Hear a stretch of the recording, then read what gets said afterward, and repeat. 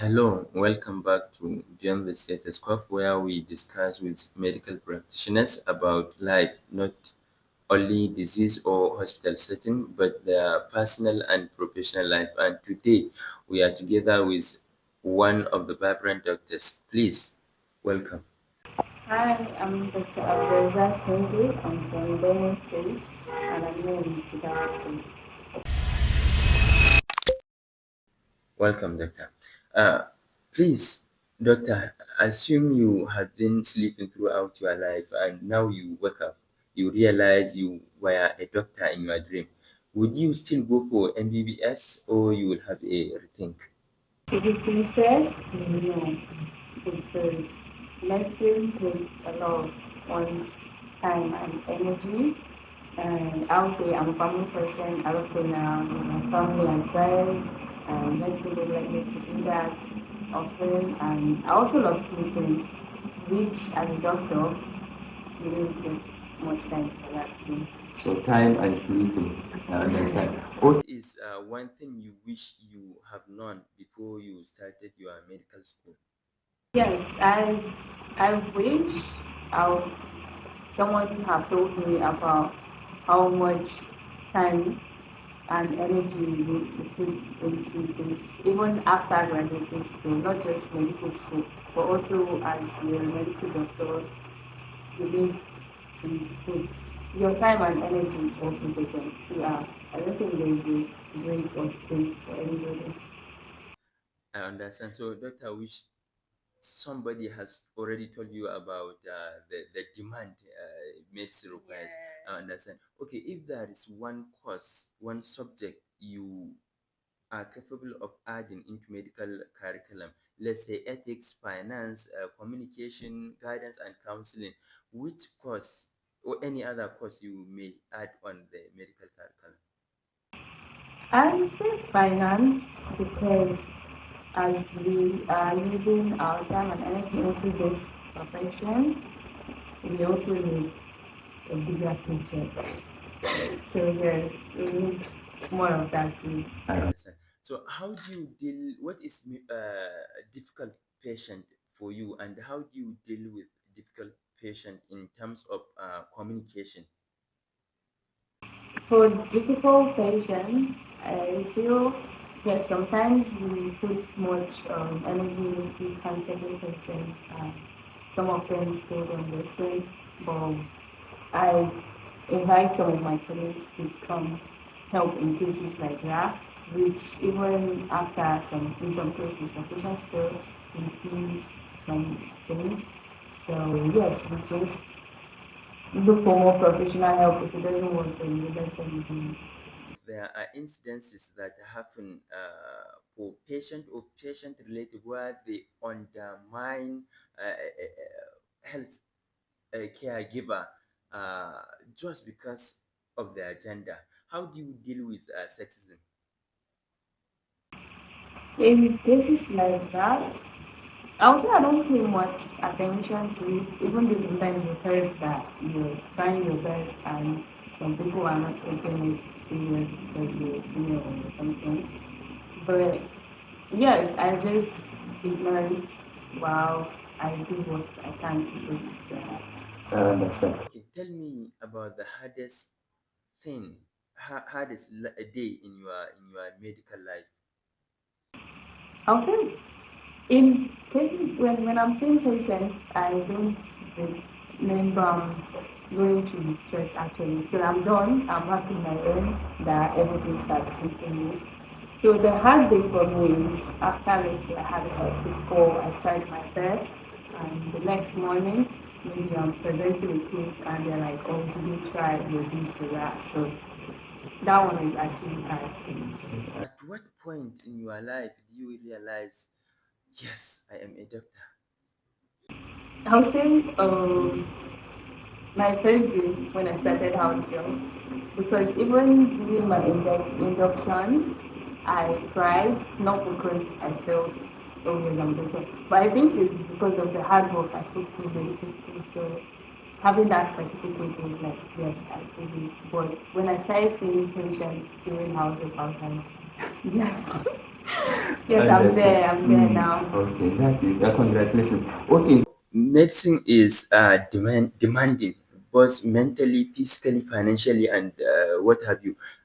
What is your hobby or one thing that serves as your reset button? Um, I sleep. I sleep. I'm not that type of person that can sleep for 24 hours straight or more.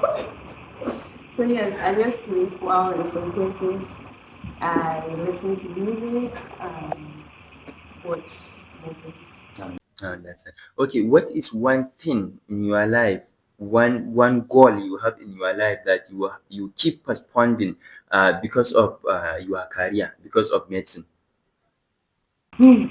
I one goal is I for me from the start it has always been medicine. So it was after I started medicine that I was like, okay, I also need to get into more things. So I I wouldn't say it's a goal, but I would love to also be into business and all those things, even though I'm still thinking about it. But yeah, it has always been medicine for me actually. And it has always been medicine, but you want to partake in business, although medicine has been asking you to understand. Okay, Yes. how do you define success in your medical career? Success. Is it more of financial or of academic in regard with your career? No, for me, success is actually the saving lives. When someone comes in short and maybe they say the patient is critical and you do some things and you just start the comeback. So yes, I would say that's success for me. I love it when the relatives, though some of them have already started giving up lately, and then yes, they are lately back, and yes, also just seeing people alive. I would say That is beautiful. that's right. That is beautiful. And you know, there are a lot of misinformation and disinformation in the population. How do you think medical professional will help in minimizing misinformation and spreading the information that is correct to the population? It has, I think it's always about what you do. So when patients come and you show them, not show them, but they see that you actually try your best to do something, and then you tell them about how that stuff got to that level and how they can prevent it.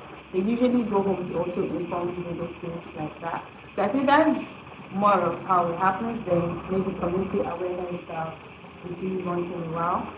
But yeah, it's all about how you talk to your patients. Because when they see that you treated them right, tomorrow another person will be sick and they'll be like, go to this hospital, there's a nice doctor there. Yeah, yes. I understand. Can you share with us one meal you had with the patient? Um, one big memory encounter, I would say it was in pediatrics when patient was fair, sickle cell, and I learned blood. Yes. You learned the blood to the patient. Yes, and tried everything. And the boy was doing well later on. Sometimes even when they come to clinic, the mom even comes to say hi. And yes, I would say that one was my break. My bad was, I think it was in OIG. I actually have two bad, one in surgery, one in OIG. And it was, yeah, it was a very bad one. Whenever it comes to my mind, I even get somehow emotional. How was it?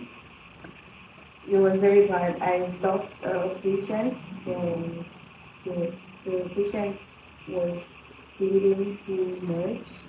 And yes, it was good. Okay, and how about the second one, the bad one? Yes, the one in surgery, we did, she had TPAP. um, we rushed her for surgery, we did the surgery, and Yes, we tried to do everything we could. We even got her out, but she was too critical. There was the oxygen. We put her on oxygen. We tried our very best to actually save her. At the end of the day, she was saved.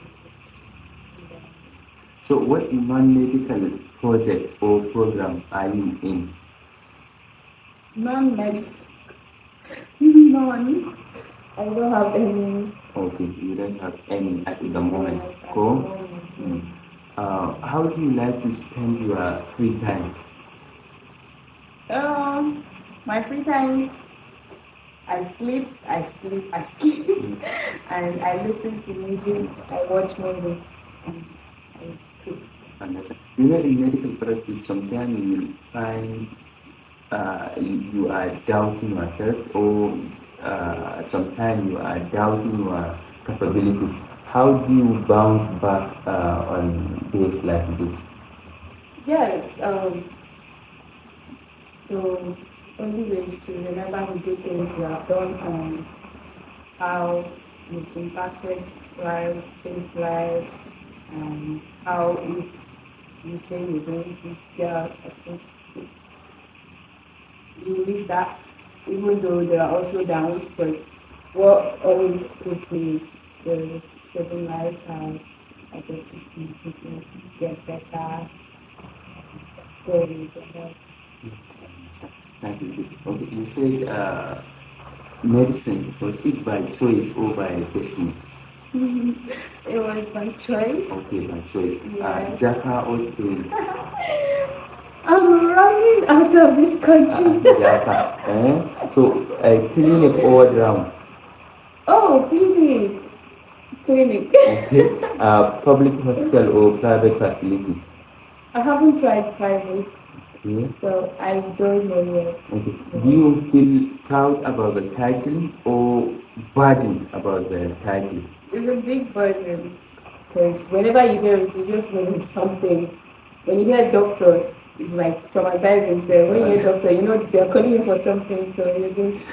Whenever you hear, well, that you know things It's are going something, yes. bad. Okay, Nigerian health sector, hope or heartbreak?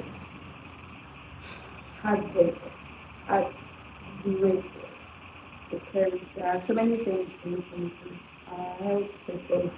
I don't even know if it's at the same level or it's just going down because so far from what I've seen, it's not good.